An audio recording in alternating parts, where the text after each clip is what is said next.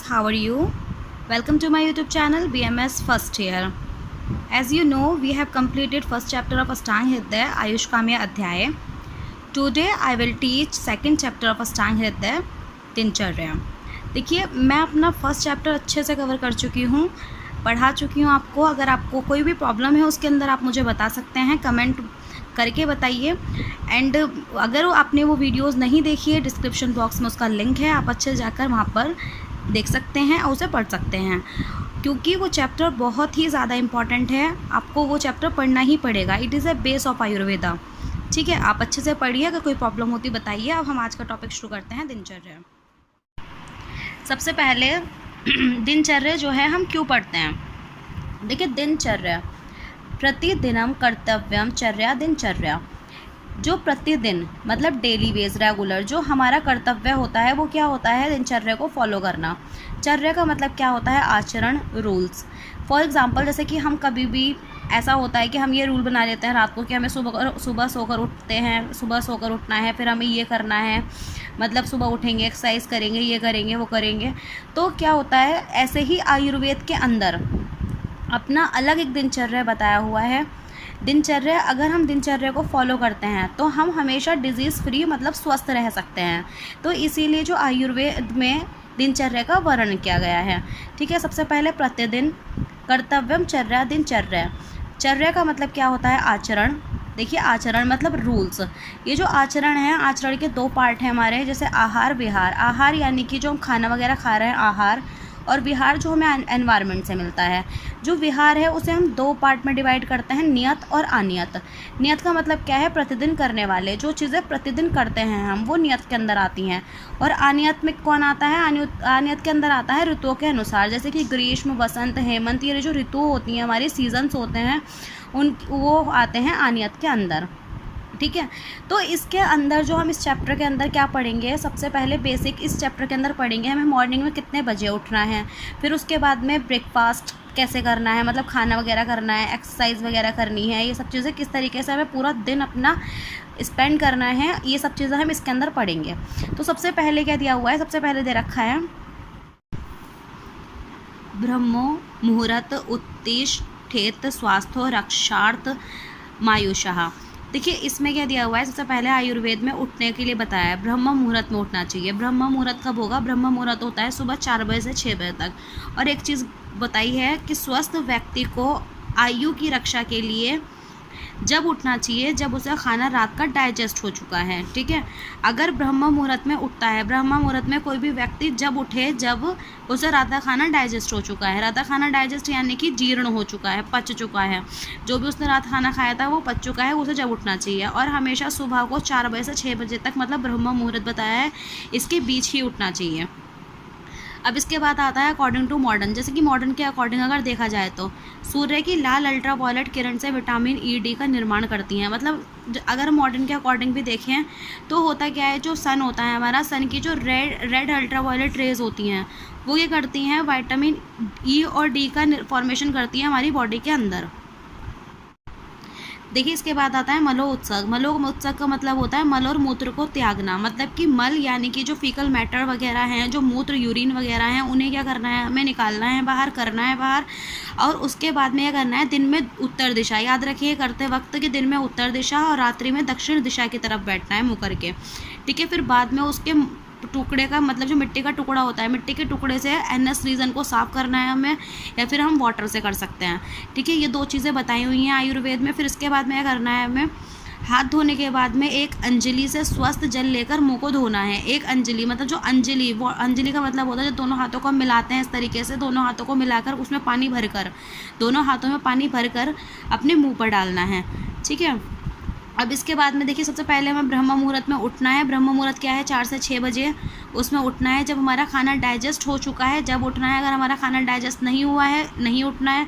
और ब्रह्म मुहूर्त में उठने का समय क्यों बताया गया है, क्योंकि उस टाइम पर वायु, हमारे जो पंच महाभूत होते हैं, आकाश, वायु, ये सब जो होते हैं, उस टाइम पर बहुत मतलब हमारी जो प्रकृति होती है बिल्कुल स्वस्थ होती है। तो इसीलिए हमें मॉर्निंग में उठने के लिए बताया गया है। अगर हम आधुनिक मॉडर्न के अकॉर्डिंग देखें तो जो सन की रेड अल्ट्रावायलेट रेज होती हैं वो अगर हमारी बॉडी में पड़ेंगी तो विटामिन ई और डी का फॉर्मेशन करती हैं। फिर उसके बाद में करना है मलोत्सर्ग करना है। मलोत्सर्ग मतलब कि जो मूत्र है और मतलब फीकल मैटर और यूरिन है उसे बाहर निकालना है। फिर अंजलि से 1 अंजलि पानी लेना है, पानी लेकर स्वस्थ पानी लेकर मुंह को धोना है। ठीक है, अब इसके बाद आता है देखिए दातुन। हमें इसके बाद क्या करना है, दातुन करना है। दातुन यानी कि दांत को मांजना है। दातुन किससे करें और कैसे करें, देखिए कटु तिक्त कषाय रस का होना चाहिए। जो दातुन लेंगे हम, दातुन यानी कि एक लकड़ी टाइप होता है, कितनी बड़ी लकड़ी होती है, तो इसमें बताया है कि दातुन हमें उससे करना चाहिए जिसका रस जो है वो कटु तिक्त कषाय रस की होनी चाहिए, मधुर अम्ल लवण की नहीं होनी चाहिए। मैंने रस पहले भी बताया आपको, 6 रस होते हैं, मधुर अम्ल लवण कटु तिक्त कषाय। तो कटु तिक्त कषाय रस की वो होनी चाहिए। ऐसा क्यों होना चाहिए, देखिए कटु रस में करंज, जो कटु रस होता है, कटु रस के अंदर करंज और तिक्त रस में निम्ब, कषाय रस में खदिर श्रेष्ठ होता है। मतलब कि जो कटु रस के अंदर करंज पाया जाता है और तिक्त रस के अंदर निम्ब और कषाय रस के अंदर खदिर, जो कि हमारे दांतों के लिए बहुत इंपॉर्टेंट होता है, मतलब अच्छा होता है। अच्छा कैसे, जैसे ये ब्रश होते हैं हमारे, जो ये पेड़ होते हैं, इनके पास में कुछ ऐसे बेसिक एलिमेंट होते हैं। क्षारीय तत्व का मतलब है बेसिक एलिमेंट। बेसिक एलिमेंट होते हैं जो दांतों को दृढ़, दांतों को मजबूत बनाते हैं। हमारे मजबूत बनाएंगे कृमिनाशक। कृमिनाशक का मतलब है वर्मिसाइडल, जो वर्म वगैरह का इन्फेक्शन हमारे दांतों में हो जाता है उससे बचाते हैं। रक्तरोधन, जो खून वगैरह आता है उससे बचाते हैं। मतलब अगर हमने क्या करा, दातुन इस्तेमाल किया कटु तिक्त कषाय रस का, तो उससे क्या होगा, हमारे जो दांत होंगे, मसूड़े जो होंगे वो सही रहेंगे, उससे कोई इन्फेक्शन वगैरह नहीं होता। अब देखो दातुन का ध्यान रखना है हमें। दातुन जो है, दातुन कोमल होनी चाहिए। कनिष्ठ उंगली मतलब कि लिटिल फिंगर, इस फिंगर के बराबर मोटी होनी चाहिए। ज़्यादा मोटी भी नहीं होनी चाहिए, ज़्यादा पतली भी नहीं होनी चाहिए। क्यों, अगर ज़्यादा मोटी होगी तो हमारे मुंह के अंदर सही से नहीं आएगी, तो हम दातुन सही से नहीं कर पाएंगे। ठीक है, मोटी ज़्यादा नहीं होनी चाहिए, सिर्फ कनिष्ठ उंगली के समान मोटी होनी चाहिए, सीधी होनी चाहिए। और सबसे इम्पॉर्टेंट चीज़, लंबी जो है वो 12 अंगुल लंबी होनी चाहिए। अंगुल का मतलब क्या होता है, ये एक पोरवा, मतलब ये अंगुल, ये 1 अंगुल है, ये 2 अंगुल है, ये 3 अंगुल है, तो 12 अंगुल के बराबर होनी चाहिए। ठीक है, अब देखिए इसके बाद आता है, मतलब एक चीज़ का हमें ध्यान रखना है। क्या ध्यान रखना है, ध्यान ये रखना है हमें कि अगर वात बढ़ती है तो क्या होता है, मुख का स्वाद जो होता है हमारा कषाय होता है। अगर वात की प्रधानता होती है तो मुख का स्वाद, जो हमारे टेस्ट होता है मुख का, वो क्या होता है, कषाय होता है। पित्त जो, मतलब पित्त की अधिकता से, मतलब जब पित्त की प्रधानता होगी तो हमारे मुख का स्वाद, मतलब मुख का स्वाद कटु होता है। ठीक है, कफ जब हमारी बॉडी के अंदर कफ की, मतलब मुंह के अंदर कफ की प्रधानता होती है, कफ की प्रधानता में क्या होगा, मधुर होता है। तो हमें क्या करना है, हमें ये कोशिश करनी है कि अगर हमारी बॉडी के अंदर वात की प्रधानता है, यानी कि मुंह के अंदर, अगर हमारे मुंह के अंदर वात की प्रधानता है तो हमें इसके विपरीत गुण वाला ही दातुन इस्तेमाल करना है, मतलब अपोजिट गुण वाला। जैसे वात, वर्षा के अंदर क्या होता है, वात ज़्यादा होती है, वात की अधिकता होती है। शरद के अंदर पित्त की अधिकता होती है और हेमंत के अंदर कफ की अधिकता होगी। तो हमें यह करना है, इनके विपरीत ही दातुन का इस्तेमाल करना है। ठीक है, अब नेक्स्ट आता है त्रिकटु। जो त्रिकटु है, सोंठ, काली मिर्च और पीपली। त्रिकटु किसे बोला जाता है, सोंठ को, काली मिर्च और पीपली। इनके पाउडर से अगर हम दांतों को मांजेंगे तो दांतों के लिए बहुत अच्छा रहता है। एक चीज़ और, जैसे किसी के मुंह में से बदबू आती है और दांतों को स्वस्थ करने के लिए हम सेंधा नमक और प्लस सरसों का तेल से दांतों को साफ कर सकते हैं। सेंधा नमक इजीली मार्केट में अवेलेबल मिल जाता है और सरसों का तेल, इन दोनों को मिलाने के बाद में अपने दांतों को साफ करते हैं तो क्या होगा, जो हमारे दांतों में से मुंह के अंदर से स्मेल सी आती है, बदबू आती है, वो नहीं आएगी। ठीक है, अब इसके बाद में आता है जीभी। देखिए हमें क्या करना है, जीभी करना है। सबसे पहले हमें सुबह उठना है ब्रह्म मुहूर्त के अंदर। ब्रह्म मुहूर्त के अंदर उठने के बाद में सबसे पहले मलोत्सर्ग करना है। मतलब ये चिंता लेकर उठना है कि हमारा कल का खाना डाइजेस्ट हुआ है या नहीं हुआ। फिर मलोत्सर्ग करना है। मलोत्सर्ग करने के बाद में क्या करना है, 1 अंजलि पानी लेकर मुँह धोना है। मुँह धोने के बाद में दातुन करना है। दातुन करने के बाद में जीभी करना है। जीभी क्या होता है, जो जबान, टंग है हमारी, टंग का मल साफ़ करना है। जितना भी टंग के ऊपर मल होगा, मतलब वो साफ़ करना है। उससे क्या फ़ायदा होगा हमारा, उससे ये होगा कि खाना जब हम खाएंगे तो खाने के अंदर टेस्ट आएगा, खाने के अंदर टेस्ट आएगा, और जो भी चीज़ें होंगी मतलब जो मुंह की स्मेल वगैरह होगी और जो रोग होंगे वो सब जो है ख़त्म हो जाएंगे। तो हमें इसलिए जीभ ही करनी है। जीभ ही होती है, मतलब एक मार्केट में मिलती है जीभ को साफ़ करने वाली, टंग को साफ़ करने वाली, उससे कर सकते हैं। या फिर हम दातुन को पीछे से छील कर, मतलब चीर दें बीच में से और फिर उस चीर कर उसे साफ़ कर लें, ठीक है। और ये 10 अंगुल की होनी चाहिए। जैसे हमने क्या करा, जो हमारी ये है जो दातुन है वो 12 अंगुल लंबी होनी चाहिए, इसे 10 अंगुल लंबी ले सकते हैं हम, ठीक है। फिर इसके बाद में करना है, जीभी करने के बाद में नेत्रों पर गर्म या ठंडे पानी की छींटे मारें। गर्म पानी की छींटे मारें, ठंडे पानी की छींटे मारें। जैसी भी ऋतु हो, मतलब जैसा सीज़न हो, जैसे अगर सर्दी चल रही है तो हम गर्म पानी की छींटे मार सकते हैं, अगर गर्मी चल रही है तो हम ठंडे पानी की छींटे मार सकते हैं। इससे क्या होगा, हमारी आँखें जो हैं, आँखें हमारी स्वस्थ रहेंगी। जो भी उनके अंदर मतलब जैसे एक्स्ट्रा फ्लूइड वगैरह हो जाता है या फिर कुछ भी बैक्टीरिया वगैरह आ जाता है तो वो क्या होगा, उससे साफ़ हो जाएगा। अब आता है नेक्स्ट, दंत धावन निषेध। देखिए, दंत धावन निषेध का मतलब क्या है, जो भी हम मतलब दांत मांजना कब मना किया है, निषेध इसका मना कब कर रखा है, मतलब नहीं करना चाहिए जब अजीर्ण हो। अजीर्ण मतलब कि इंडाइजेशन हो, खाना डाइजेस्ट नहीं हुआ है, तो जब हमें नहीं मांजने चाहिए दांत। वमन, जब वॉमिटिंग आ रही हो। कास मतलब खांसी कफ हो रहा हो, जब नहीं करना चाहिए। जुअर का मतलब होता है फीवर, जब फीवर आ रहा हो, या फिर जब नहीं करना चाहिए। मैं अर्दित का मतलब होता है फेशियल पैरालिसिस, पैरालाइज हो जाता है फेशियल, जो फेस होगा पैरालाइज, तो उस टाइम पर हमें इन सब चीज़ों का मतलब ध्यान रखना है कि हमें दांत उस टाइम पर नहीं मांजने हैं, मतलब दातुन नहीं करना है। देखिए, अब इसके बाद में आता है सोविरंजन। सोविरंजन किसे बोला जाता है, सुरमे को। जो सुरमा हम आँखों में लगाते हैं उसे बोला जाता है सोविरंजन। नेत्रों के लिए हितकारी है, ये हमारे आँखों के लिए बहुत ज़्यादा अच्छा होता है। जितने भी हमारी आँखों के अंदर इन्फेक्शंस होंगे या फिर जो पानी वगैरह आ जाता है या फिर कुछ भी प्रॉब्लम होगी, जैसे जलन होती है, दहा मतलब जलन होती है, कंडू ईचिंग होती है, या फिर नेत्र के अंदर कोई भी मल वगैरह जो होता है उसे ये नष्ट कर देता है। देखिए, जो सोविरंजन होता है वो सुवीरा नदी से उत्पन्न होता है। जो सोविरंजन एक सुवीरा नदी होती है उससे उत्पन्न होता है। अब इसके बाद में आता है रसांजन। जो रसांजन की विधि है, देखो श्लोक नंबर 5 दे रखा है यहाँ पर, मैंने लिखा नहीं है यहाँ पर, थोड़ा बड़ा है, वो आप याद कर लीजिएगा, ठीक है, इंपॉर्टेंट है। लेसन नंबर 2 का मतलब चैप्टर नंबर अध्याय नंबर 2 का श्लोक नंबर 5 वो आपको याद करना है। रसांजन की विधि दे रखी है। रसांजन क्या होता है, जो नेत्र, जो देखो हमारे जो नेत्र है, हमारी आंखें जो हैं, आंखों के अंदर क्या है, पित्त का स्थान है, पित्त वहाँ रहता है। अगर वहाँ पे पित्त है तो मतलब कफ को बहाने के लिए 7 रात्रि में एक बार सेवन करना पड़ेगा। मतलब पित्त है तो उसे कफ से भय होगा, मतलब कफ से डर लगेगा, ताकि कफ वहाँ पे इकट्ठा नहीं होना चाहिए। तो जो भी हमारी आंखों के अंदर कफ इकट्ठा हो जाता है उसे बहने के लिए, उसे ख़त्म करने के लिए हम रसांजन का उपयोग करते हैं। रसांजन 7 रात्रि में मतलब 7 दिन के अंदर, 7 रातों के अंदर एक बार इसका इस्तेमाल करना चाहिए। जबकि जो सोविरंजन है, सुरमा है, सुरमे का जो हमें इस्तेमाल बताया गया है वो हमेशा बताया डेली करना चाहिए, क्योंकि वो हमारी आंखों के लिए हितकारक होता है।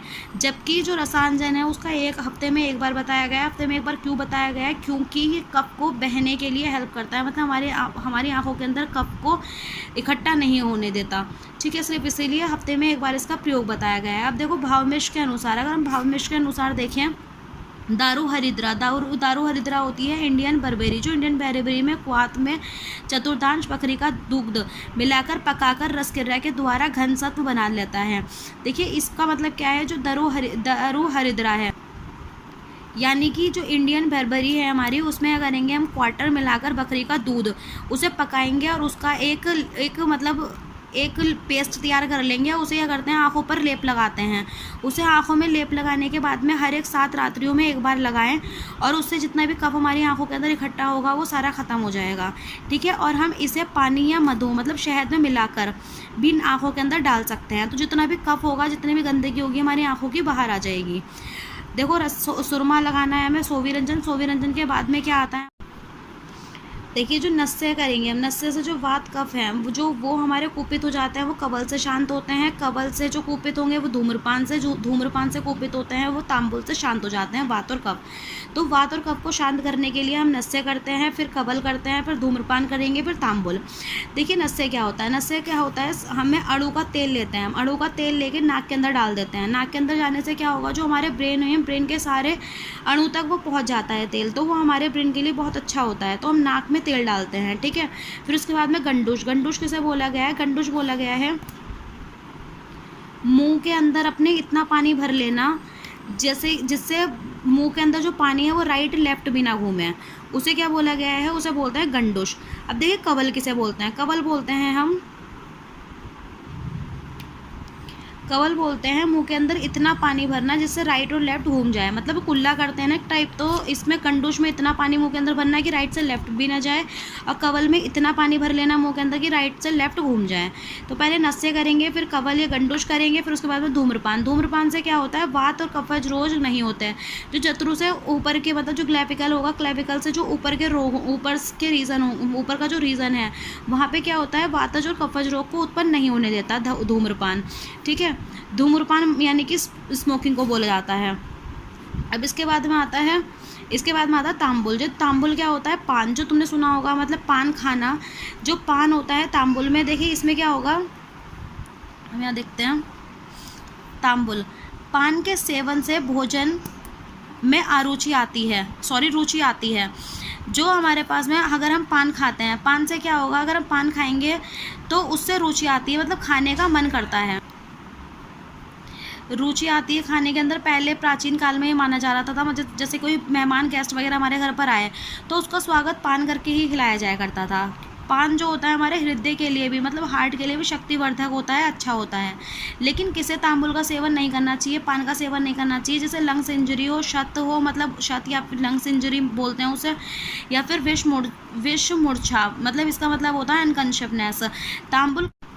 जो तांबुल होता है वो कटु उष्ण तिक्त है, इसीलिए पित्तज व्याधि वालों को, मतलब जो पित्तज व्याधियाँ हों, जिससे डिजीज़ हो, उसे इसका सेवन नहीं करना चाहिए। अब देखिए इसके बाद में आता है 9th नंबर पर अभ्यंग। अभ्यंग का मतलब होता है मसाज। ये श्लोक इंपॉर्टेंट है, याद कर लीजिए। ये याद करना है, ये अष्टांग हृदय 2nd चैप्टर का 8th श्लोक है, तो आप ये याद कर लीजिएगा। देखिए होता क्या है, होता ये है अभ्यंग करने से। अभ्यंग मतलब अगर हम अपनी बॉडी के ऊपर मालिश कर लेंगे तो क्या होगा, जो हमारा वात बढ़ा हुआ है वात शांत हो जाएगा। ज़रा यानी कि वृद्धावस्था, ज़रा वृद्धावस्था, श्रम यानी कि जो मतलब थकान होती है, थकान और वायु का नाश, मतलब ज़रा वृद्धावस्था को और थकान को और वायु का, मतलब वात को का नाश करता है ये, मतलब उसे ख़त्म करेगा। क्योंकि हमने अगर ऑयल लगा दिया, अगर बॉडी के ऊपर मसाज करती तो उससे कफ बढ़ जाता है। दृष्टि स्वस्थ करता है, मतलब दृष्टि अच्छी करता है, शरीर को पुष्ट रखता है और आयु की वृद्धि करता है, अच्छी नींद आती है इससे, और त्वचा जो होती है हमारी सुंदर दिखती है। ठीक है, हमारी ये सब चीज़ें क्या होगा, ये त्वचा जो होती है सुंदर दिखती है। अब ये जो है हमारे सबसे ज़्यादा कहाँ करने चाहिए मसाज, जो मसाज है हमारे सिर पर, कान पर और पैर पर विशेष रूप से अभ्यंग करना चाहिए। सिर पर क्यों, ताकि बालों के लिए अच्छी होती है, मतलब अगर हमने मसाज करी तो क्या होगा, बाल हमारे बहुत अच्छे ग्रो होते हैं। अगर कान के लिए करी, मतलब कान में डाला हमने तेल, तो उसके लिए क्या होगा, ब्रेन, जो हमारे ब्रेन तक पहुँचेगा, ब्रेन भी सही रहेगा, आँखों के लिए भी अच्छा रहेगा। तो हमें कान में भी मसाज करनी चाहिए। सबसे ज़्यादा पैरों में मसाज करेंगे तो थकावट वगैरह जो होती है वो दूर हो जाती है। तो इन तीनों जगह पे मसाज जो है विशेष रूप से करनी चाहिए। निषेध बताया गया है कफ से पीड़ित अजीर्ण रोगों को, मतलब जो कफ से पीड़ित लोग होते हैं उन्हें मसाज नहीं करनी चाहिए, क्योंकि मसाज करने से कफ बढ़ता है, इसलिए कफ से पीड़ित लोगों को नहीं करनी चाहिए, और जिसका खाना डाइजेस्ट नहीं हुआ है उसे नहीं करनी चाहिए।